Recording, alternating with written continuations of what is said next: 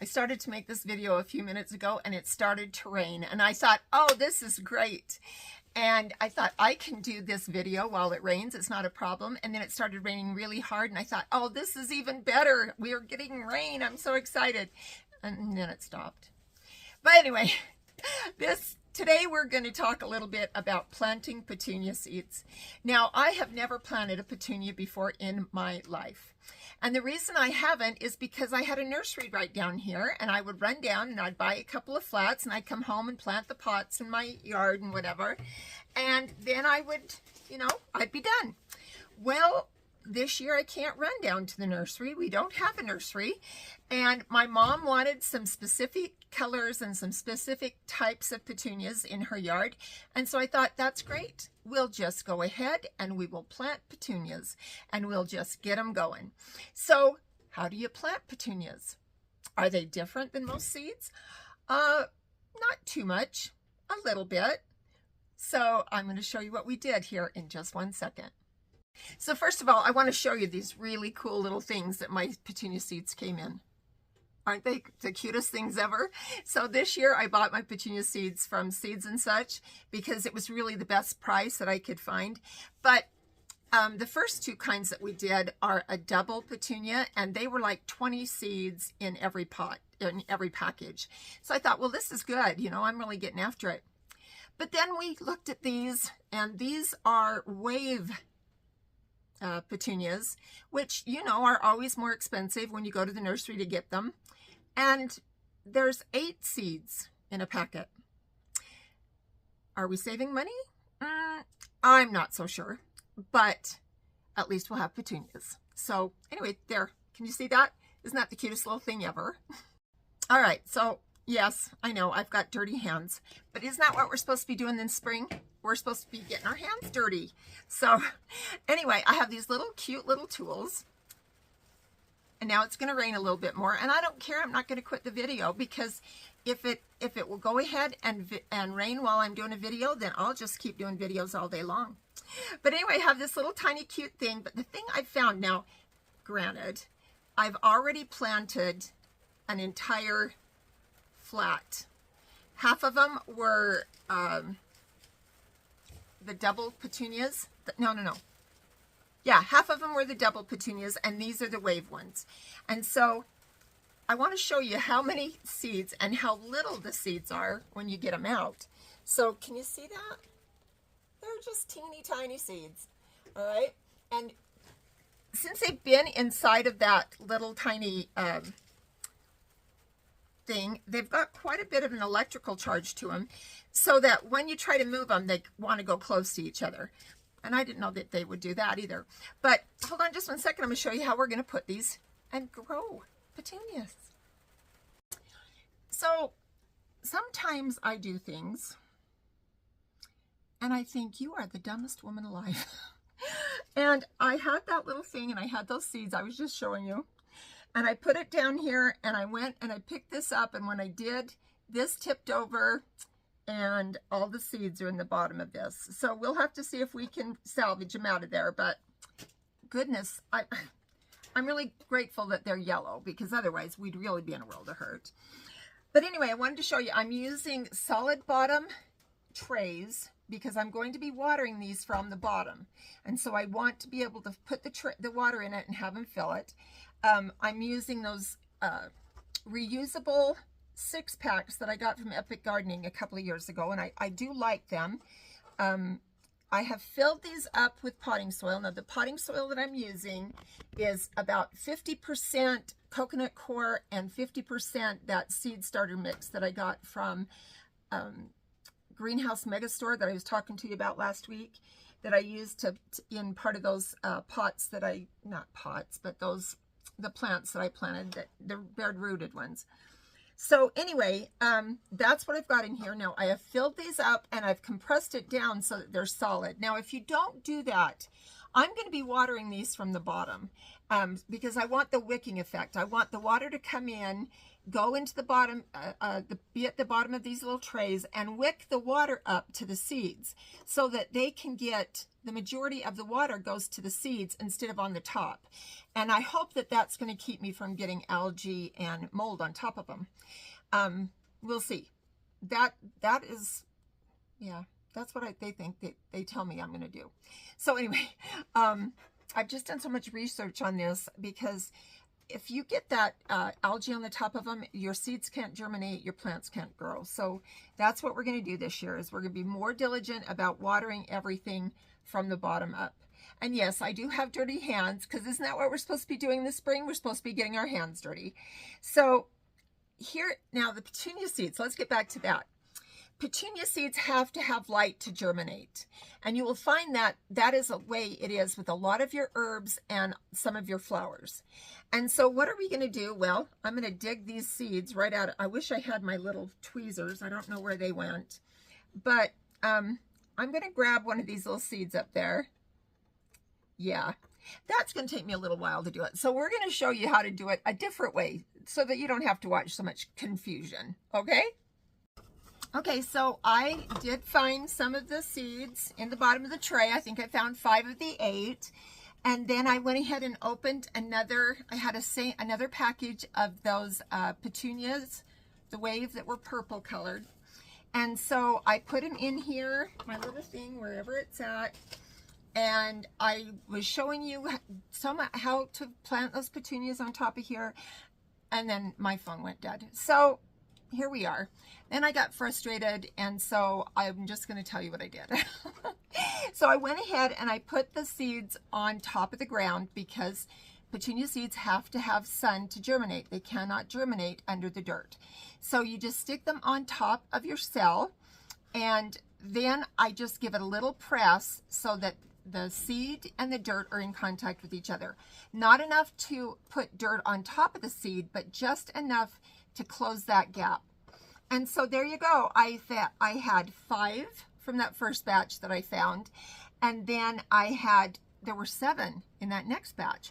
So I was able to plant 6 packs of those purple seeds. And then I had 6 left over from some of the other packages. And so I just did a miscellaneous. So I don't know what's going to be in this one, other than they're going to be petunias. So that's a good thing.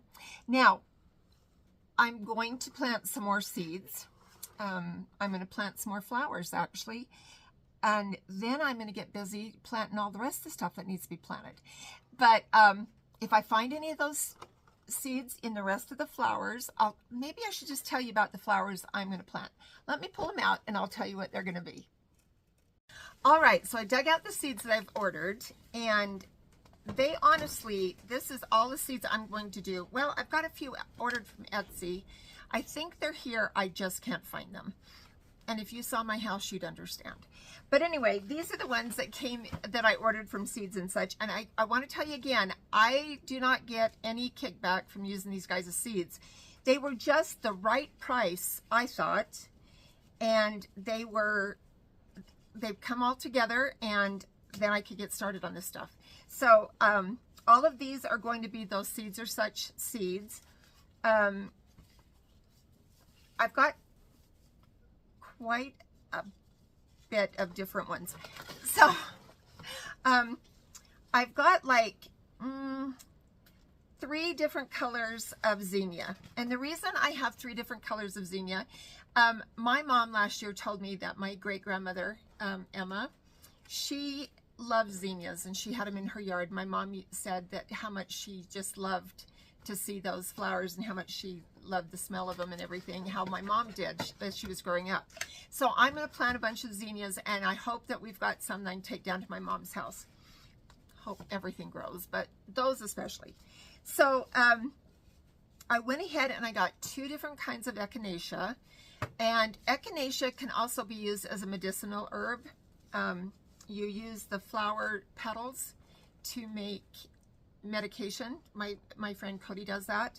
And she's just going to have to show me how to do that. I think she made a video about it, but she's going to have to come down here and do a private showing. But I got 2 different colors, and the reason I got 2 different colors, I already have echinacea in my yard, and it is the Prairie Splendor ones that I have, and they're a deep rose red color. They're beautiful. But they also had what's called a prima donna mix, and they look like the petals are green and then they're rounded. They have red around the edges of them, or pink, and they were so beautiful in the catalog. I thought, I'm going to try those. And there's 25 seeds in each one of those lots, so we might have a whole bunch of echinacea growing. And then I got some dahlia seeds. Now, usually dahlias you're going to get as a bulb. But I'm going to try these and see if I can get them to grow. And if I can, then maybe I can take the bulb out at the end of the season, and we'll have bulbs to plant next year. Now, in my other house, not the one we're living in, the one I've been living in for 15 years, but the one we lived in before that, I had a big, huge flower bed across the bottom of the deck. And one year I decided to grow dahlias. And so I went down and I bought, I don't know, 6 or 10 or 12, I don't know how many dahlia plants I bought. But my mom told me, she said, now in the winter, in the fall, when they've done blooming and when it starts getting cold, you need to dig up those bulbs. And I was like, I don't want to have another thing I have to do in the fall. I'm going to be busy with all this other stuff. But it just kept pounding at me and hounding at me. And so I don't do well with pressure, apparently, or, you know, guilt. I don't do well with guilt. So I went up and I dug out all those dahlias. Well, every single one of those dahlias had made 3 or 4 bulbs. And I thought, well, that's pretty cool. So I dug them up, cleaned them off. Most of the dirt I got off. I didn't wash them off. I just, you know, brushed them off. And then I put them in my garage where it would stay cool, but it wouldn't freeze. And so the next spring, I went out there and I separated all those bulbs, and I was able to plant even more of my flower bed in dahlias. And I really like dahlias. And so that next year, after they'd bloomed and done their thing, then I dug them up and I put them in the garage. And I did that probably for 4 or 5 years, until that entire bed was full of dahlias. And I just loved it. And I started giving dahlia bulbs away because I would have so much more than I needed in that flower bed. So we're going to go ahead and we're going to try to grow some dahlias ourselves instead of having to go and buy the bulbs. And then I'm planting marigolds, because you got to have marigolds if you've got tomatoes, because you plant them with your tomatoes to keep the bugs away and those stinking caterpillars. And then I have some coreopsis, and the reason I got coreopsis, I love coreopsis. I've never had them in my garden before, but I have friends that have coreopsis, and they just come back year after year. And so we're going to plant some coreopsis. And then the last one I plant is some verbinia, and I just love verbinia. Now, they are just a plant in our, well, the wind is blowing and it's raining, and that is good. I'm not complaining. But my fan, the wind is blowing so hard that my fan thinks it's on. It's blowing on. I can feel the fan back here, and it's not even turned on. I guess that's good. Anyway, I'm going to grow some verbinia, and the reason I grow verbinia is because I just love them. And I just messed up my whole camera setup, didn't I? Just dumped something out from underneath it. But anyway, those are the flowers that I've got that I'm going to plant, and that we're going to have all kinds of flowers in our garden this year, and I'm pretty excited about that. But anyway, so now it's flower time. And oh, I was going to see if any of them had like a specific thing that you had to do, and I think that they're pretty much, you just plant them. Yeah, you just plant them 1/4 of an inch under the dirt. They're all, oh, these are for sunny annuals, and that's, the zinnias are annuals, and so are that's a zinnia. Those are all annuals. The perennials are going to be the echinacea, which I knew echinacea is going to be a perennial, and it says that they just need to be 1/4 of an inch deep in the dirt.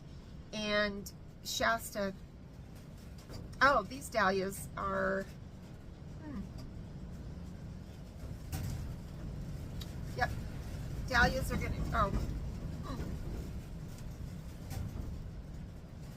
we'll just have to see, I don't know.